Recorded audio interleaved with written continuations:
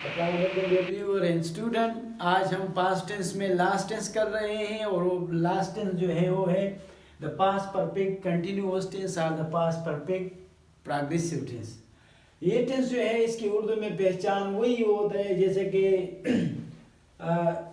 रहा होगा, सॉरी रहा था, रहे थे वगैरह वगैरह, जैसे कि continuous present past perfect past continuous tense में हुआ था। तो इसी तरह इसमें भी है, लेकिन उस टेंस में और उसमें फ़र्क यही है कि इस टेंस में सिंस और फार का यूज़ होता है, लेकिन उस पास्ट कंटिन्यूअस टेंस में सिंस और फार का यूज़ नहीं होता। जैसे कि हमने पहले बताया था कि प्रेजेंट कंटिन्यूअस टेंस और प्रेजेंट परफेक्ट कंटिन्यूअस टेंस यानी दोनों में उसी तरह डिफरेंस है।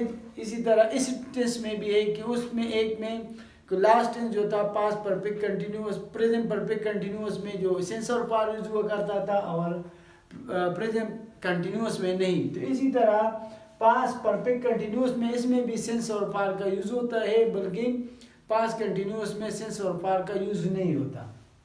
ठीक है। इस टेंस का रूल जो है वो ये है कि इस टेंस में नंबर एक जो है, इस टेंस में वर्ब जो होगा, वर्ब का फर्स्ट फॉर्म होगा, first form of the verb होगा जिसको हम बेस फॉर्म भी कह सकते हैं, और इसके साथ आईएनजी होगा। जैसे कि for example right,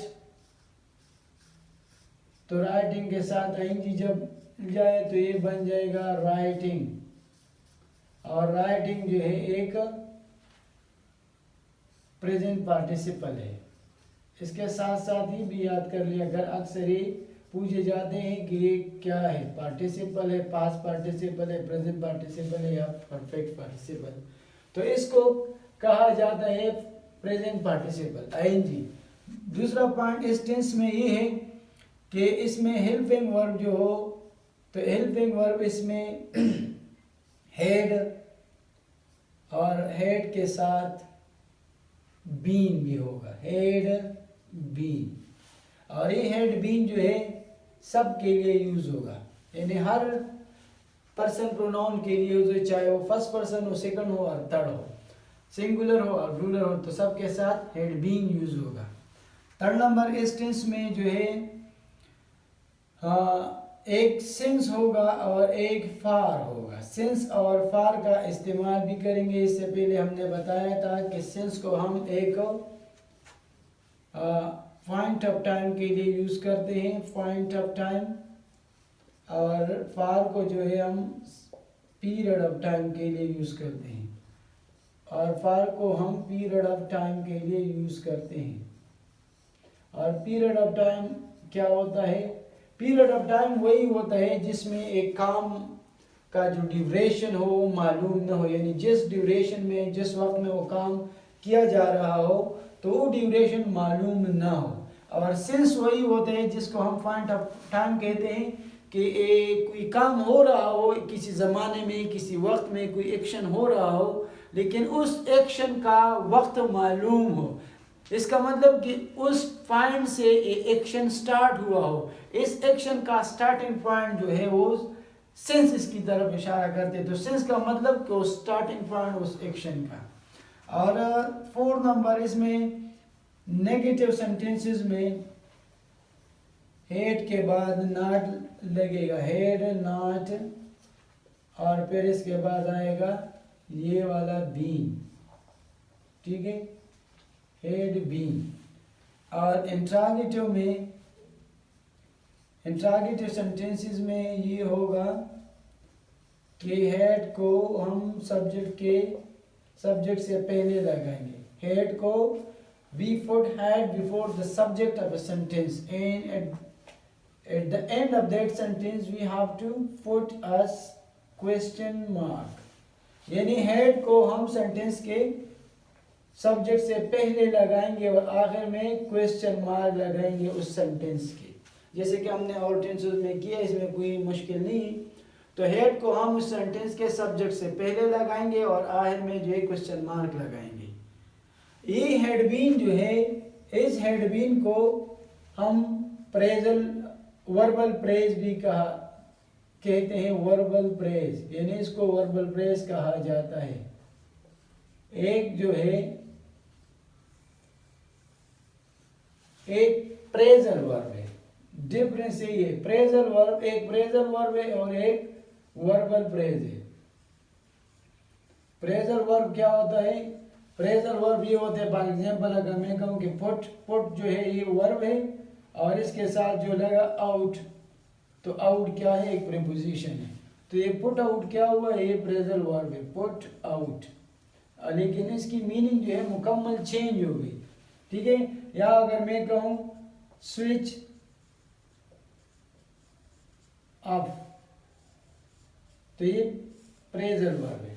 switch up, put up, take in, etcetera etcetera, ये प्रेजल वर्ब है। और वर्बल प्रेज यही होते हैं जो एक वर्ब के अलावा दो वर्ब, तीन वर्ब या दूसरा, तीसरा या चौथा वर्ब जो एक ही जगह पे सारे इकट्ठे आ जाए। जैसे अभी हेड में ये भी एक ऑक्सिलरी वर्ब है और ये भी एक ऑक्सिलरी वर्ब है।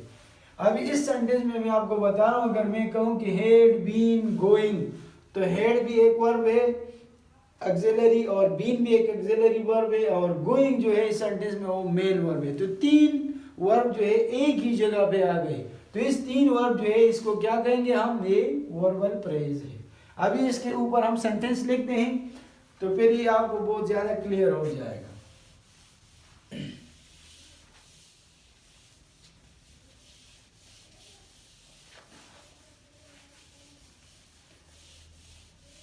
ये सिंपल है, आसान है, इसमें इतनी मुश्किल नहीं है जैसे कि ओपन टेंसों की तरह। ये इसमें सेंटेंस हम लिखते हैं, for example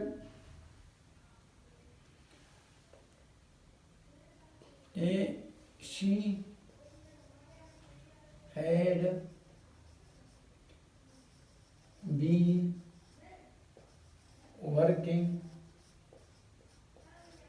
she has been working in this school, she had been working in this school। अभी मैं लगा दूं फॉर एग्जांपल since और यहाँ पे मैं लिखते हूँ 2018। अभी ये इसका जो है एक since मैंने लगाया, तो since एक्चुअली क्या है? ये एस को शो करते हुए एक स्टार्टिंग पॉइंट को शो करते हैं कि 2018 से जो है वो इस स्कूल में काम कर रहा है। इसका मतलब कि 2018 से उसने स्टार्टिंग लिया है। और ये हेड, ये जो है इस सेंटेंस में ऑक्सिलरी है, बीन भी ऑक्सिलरी है और वर्किंग जो है प्रेजेंट पार्टिसिपल है। तो ये क्या है? मेन वर्ब का काम करते हैं और ये तीनों जब इकट्ठे आ जाए तो इसको कहते हैं वर्बल प्रेज। इसको कहा जाता है वर्बल प्रेज, यानी एक से ज़्यादा वर्ब जब इकट्ठे आ जाए तो इसको, चाहे वो 2, 3 और 4 हो, तो इसको हम कहते हैं वर्बल प्रेज। तो ये इस सेंटेंस का क्या है? ये सेंस हमने यूज किया कि टाइम जो है मालूम है, इसका मतलब कि टाइम भी मालूम है और साथ साथ जो है ये इसका स्टार्टिंग पॉइंट है। दूसरा क्वेश्चन मैं लिखता हूँ फॉर एग्जांपल के Ali had been living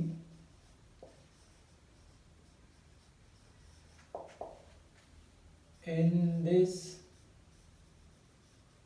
house, for example मैं लिखता हूँ कि for many years। तो अभी ये फॉर जो है इसको मैंने यूज़ किया मेनी ईयर्स के लिए, और ये मेनी ईयर्स जो है ये नामालूम मुद्दत है, यानी ये मुद्दत है जिसको क्लियर नहीं, एम्बिगुअस है। ठीक है, और इसके लिए मैंने यूज़ किया फॉर, और फॉर जब यूज़ किया तो ये इसका मतलब ये कि ये जो वक्त है ये मालूम नहीं, एग्जैक्ट टाइम नहीं बता रहा है, लेकिन एक कियास किया जा रहा है, एक अंदाज़ा लगाया जाता है कि उस टाइम से ये इस मकान में, इस हाउस में वो रह रहे हैं। ये टेंस जो है एक्चुअली ये पास्ट में एक काम शुरू होता है पास्ट में, और फिर उसी टाइम तक ये जारी रहता है, यानी पास्ट में स्टार्ट भी है और पास्ट में स्टार्ट भी हुआ और पास्ट में उस टाइम तक जारी भी है। ठीक है।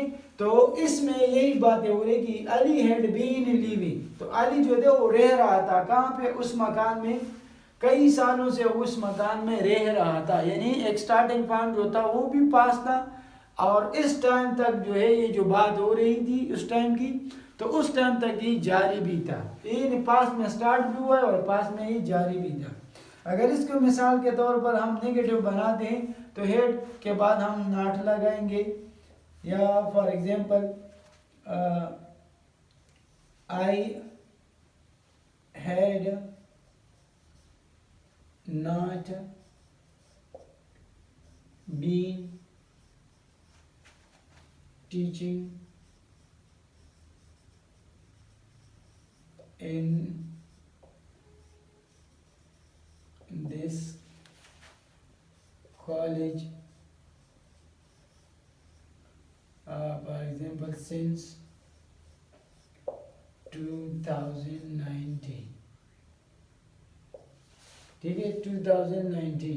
ये जो है कि आई हैड नॉट बी, तो ये नॉट आया और इस सेंटेंस को हमने बनाया नेगेटिव, क्योंकि अभी इसमें निगेशन पाए जाते, तो कि मैं इस स्कूल में इस कॉलेज में 2019 से टीचिंग नहीं करता रहा था या कर रहा था। अगर इसको मैं इंट्रागेटिव बनाऊं तो इस हेड को जो है मैं यहाँ पे लगाता हूँ, जैसे कि हेड, और फिर इस आई का बारी आएगी, हेड आई, और हेड यहाँ पे आएगा been, had I been teaching, had I been teaching in this college since 2019, और आखिर में साइन अप इंटरोगेशन। तो ये सेंटेंस हमारे यहाँ ये हो गया interrogative, had I been teaching in this college since 2019। ये नेगेटिव है इंट्रागेटिव है, ये दोनों जो है ये पॉजिटिव है। तो इसी तरतीब से हम इस टेंस के जो है जुमले बनाएंगे और इसी तरतीब से हम इसको नेगेटिव और इंट्रागेटिव करेंगे। ये बहुत आसान है, बहुत इजी है, इसमें कोई मुश्किल चीज़ है ही नहीं, और उम्मीद करता हूँ ये आपको पसंद भी आया होगा और समझ भी आया होगा। Thank you.